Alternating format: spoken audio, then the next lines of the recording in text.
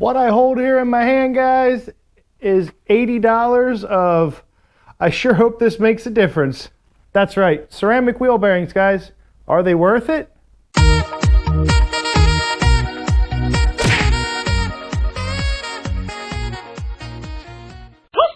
We are going to be putting the ceramic bearings in, and kind of for a comparison, this isn't scientific at all, guys, so don't bust me up in the comments for this, but I'm going to try and illustrate how these ceramic bearings differ from stock bearings or just an aftermarket set of regular wheel bearings.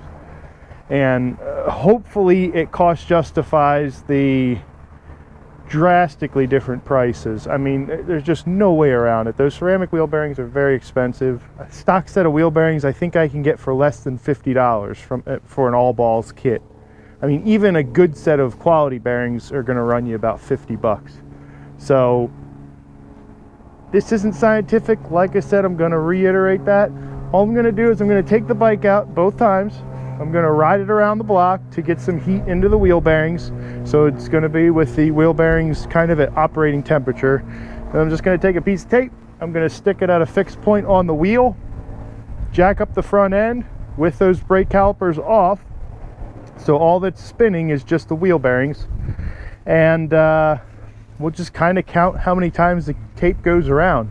I'm hoping that it's such a drastic difference that you can kind of see the difference between it, but I really don't know what I'm going to see. I've seen other people do kind of the before and after, but this is my before and after, and hopefully, you know, if you guys are thinking about getting these very expensive bearings, you know, maybe this might be that deciding point.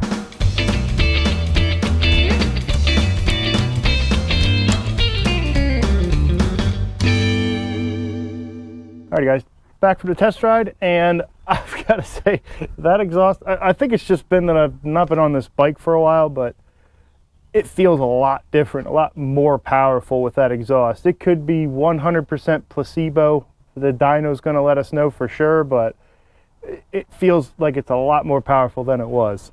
Traction control is intervening a little bit more than it did before, so I don't know. We're yet to see on a dyno, but it's promising so far. So this is all warmed up. We are going to, oh yeah, brakes are still a little bit warm. I'm going to pull off the calipers. I'm going to hang those back and out of the way as best I can, and then just jack the bike up and spin the wheel just to see where it's at. First thing I am going to do is I'll give you a little contrast. I'll spin it with the calipers on, and then I'll take them off, and then we'll see what it does. So I got my tape right here, as you can see. I don't know where the camera's looking. Move that. There we go. So I have my tape right here. Just give it an average spin from here, and I'll just drop. So almost a full rotation. Do that again. Tape's right here, obviously. Well, we'll put it up here. Just a drop. So it's pretty consistent there. We'll do it 3 times just so we got it consistent. So we'll do 2, okay, and 3.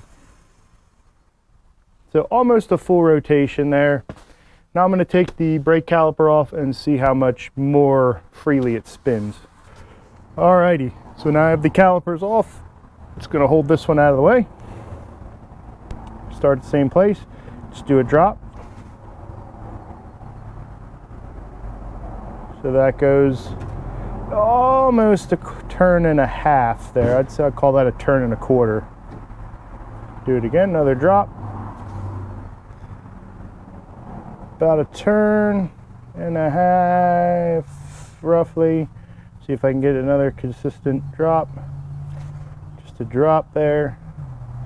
About a turn and a half or so. Another drop here. It's just kind of a hand drop. So between a turn and a quarter and a turn and a half, depending on how quickly or heavily I drop my hand. So I'm trying to get a nice consistent drop there. Looks like I got pretty consistent. I mean, obviously it's not, this isn't perfect science, guys. I mean, if I was trying to actually get a measurable thing, I would do, you know, a weight, you know, but it's just kind of a generic hand drop here. something like that. And you know, the heavier you do it, obviously the more it spins. My hope is that you guys are able to see a dramatic difference, is honestly my hope there. But there that is. So anywhere between one full rotation to here all the way up to here, depending on how heavy. So about 1.5 rotations is what I'm getting out of this. So now we're going to take the wheel off, put the ceramic wheel bearings in. I am just going to spin the back wheel for kind of a contrast there, just to see, you know, with the chain, the brake, everything on, to see if it is different. Alrighty guys, so same test, just on the rear wheel this time. So up here, arm drop. So maybe a half turn. Again, that's the chain, rear brakes. You know, I'm not taking any of that off for the rear. I figure the front will be good enough. So the rear, there's quite a bit more going on there. So we'll just do basic arm drop. We're getting about a half, roughly. So from here, arm drop to over there. So almost a half out of that. All right, so we're in the garage now, and it's much later. I shaved, got a haircut, and we're gonna be changing tires, especially that back tire. For some reason, between when I was riding it outside and in here, that back tire, it wore down quite a bit. Not sure why. I do need a new set of tires anyway. Those tires are really old, and I am going to do a video on the age of a tire, and we'll go into more detail on that. But I am going to be putting tires on this while I install the ceramic wheel bearings. Now, these are a hybrid ceramic wheel bearing. The actual ceramic balls inside the bearing are the only thing that is ceramic about this. The outer is, I believe, stainless steel, and then the inner race is also stainless steel. The ball bearing itself is ceramic.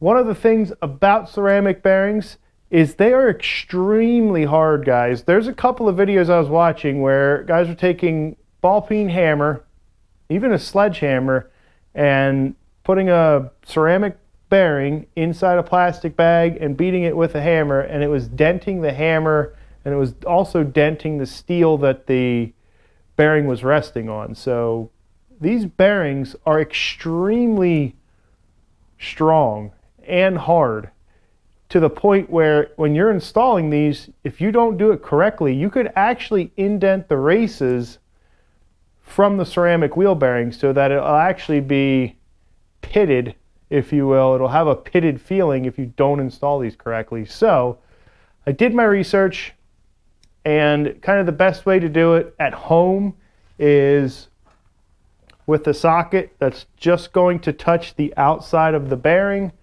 and we're just going to drive it in with a hammer. So this is the spacer that goes between the two wheel bearings. All right, so that spacer sits in there like this inside the wheel here. Problem with this spacer is, you can see, its diameter is the same diameter as the bearing. So what you have to do is you have to make this spacer slide out of the way a little bit, and then what that does is gives you access to this edge of the bearing here. And when you put your punch through, you're actually hitting, you want to catch that edge of the bearing there.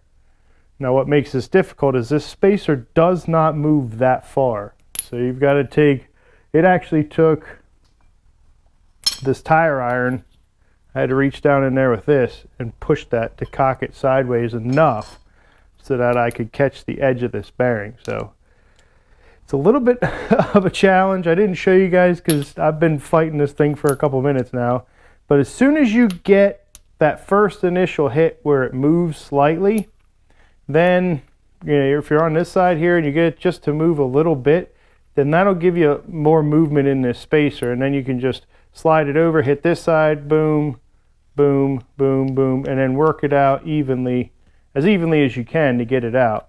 And you can whale on these factory bearings as much as you want. Just make sure that when you're doing that, you're knocking them out kind of square. You don't want it the bearing to come out like this. So you want to hit this side and then hit this side, and then a little bit more on this side, this, you know what I mean? Get it out as squarely as you can. And then once you knock the one side out, it gives you the ability to grab a socket that fits on that race, and then you can just put that socket through the wheel after you take this spacer out, and then just hammer that straight down, and that'll knock that out pretty straight and even. So at least one side will go out straight and square. But bearings are out. One thing that you will need is the axle for whatever wheel you're working on. We're working on the front right now, and sometimes you can nick this inner spacer up, so you just want to make sure that it slides in and out easy and doesn't get caught up on any edges, because again, our focus is reducing our rolling resistance, and if you've got edges on here because you nicked it with the punch when you're trying to knock the bearings out, just want to make sure that you knock those down.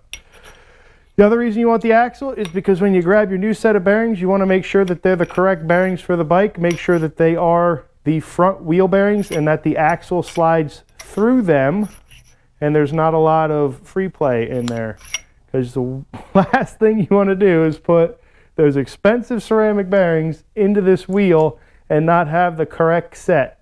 And either you put the rear in the front or the front in the rear. That's a bad day. So that's an even worse day. But no, that's what you want to avoid as much as you can. So double, triple check, make sure you got the correct bearing. So that's what I'm going to do now. Alrighty, so I have the bearings still on ice. And what I'm going to do here, in addition to cooling the bearing off, I'm going to heat the wheel up a little bit. So I'm just going to take the heat gun, and I'm going to heat where the bearing goes. It's hot, I'm going to chill it. Don't know if I have to hold the can upside down, but.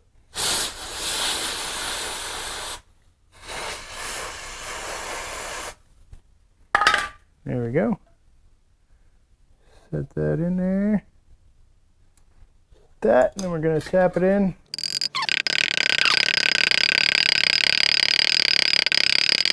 It's not really taking that much. I mean, I'm not tapping this barely at all. It's going right in there. All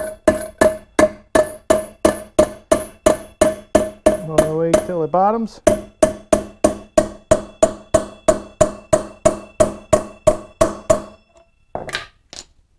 Like that. That will work.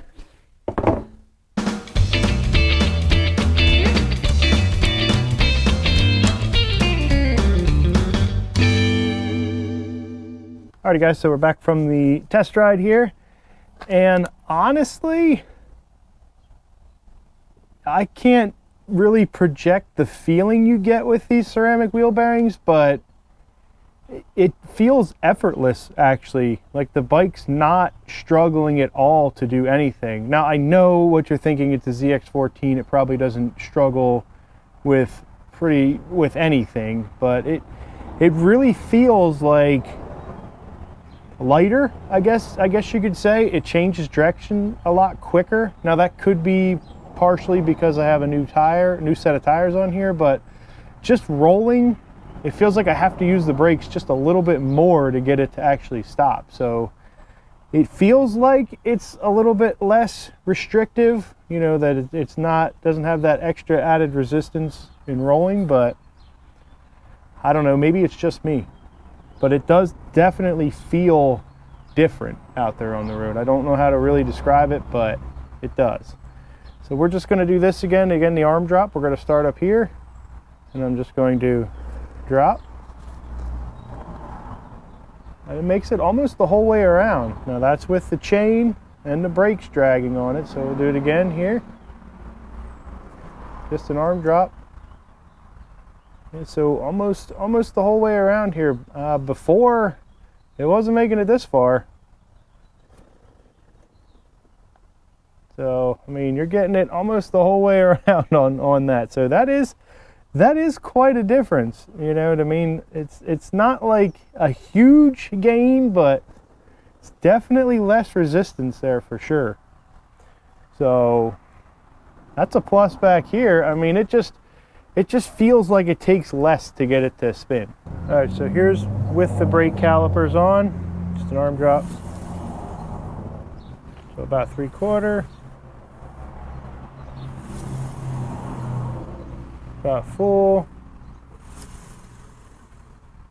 About a full rotation with the brake calipers on there. So I think I dropped it a little bit harder. So about 3/4 to a full rotation there. Now let's pop brake calipers off and see what it looks like. Alrighty, brake calipers are off. The other one's hanging just like it was initially. Fix my camera there. Brake caliper out of the way. And we're going to drop it.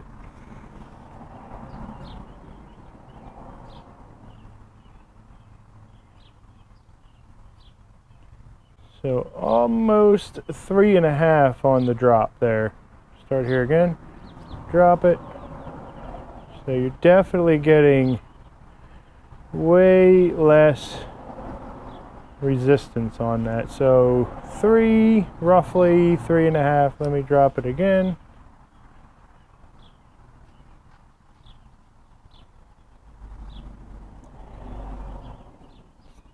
Definitely a lot freer moving, guys. So it did in fact make a difference. Alrighty guys, so I guess the $400 question, yes, again, these are very expensive, and it just makes me cringe every time I think about the price of these bearings. The $400 question, guys, honestly, are these worth it? And my honest opinion is no, not really. Like, I would not, if you are on a budget, this wouldn't be what I would budget my money for. This isn't going to give you such a performance increase that it's going to drastically change the motorcycle. I mean, it feels very different, and you can definitely tell that the rotational drag is definitely decreased. Like it does what's advertised. I mean, you saw the wheel spins a lot freer now. The back wheel spins a little bit freer now. In terms of like modifications you can do for your motorcycle, I mean, a good dyno tune is about $400, and I think you're going to get a better result going that route than you would putting these bearings in. Who would I recommend these bearings to? I mean, I do think it's a good upgrade, especially if you're racing and you need to get that little bit of an edge on the competition. Maybe you need to beat them by 1, maybe 2 miles an hour, but you're talking, you're consistent to within 1 mile an hour each run, and you need to get that one little extra bit. I mean, if you're getting to the point where you can consistently run the same time, same speed, same, everything, and you want to just get one little edge up on the competition, then I would recommend the ceramic wheel bearings, because at that point it's worth it.